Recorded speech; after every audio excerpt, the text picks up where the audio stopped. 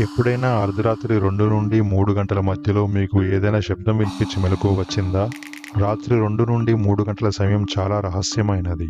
నిజానికి మనిషి రాత్రిపూట సగటున 6 సార్లు మేల్కొంటాడు. కానీ ఎక్కువగా ఈ సమయానికే మేల్కొనే అవకాశం ఉంటుంది. ఈ సమయంలో మన శరీరం అత్యంత నిస్సహాయ స్థితిలో ఉంటుందనే విశ్వాసం ఉంది.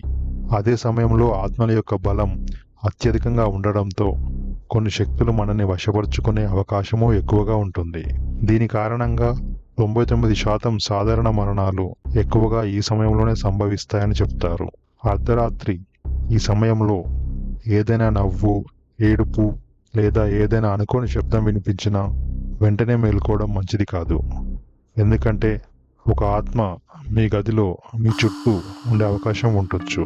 కాబట్టి అలాంటి పరిస్థితులలో అప్రమత్తంగా ఉండడం అవసరం.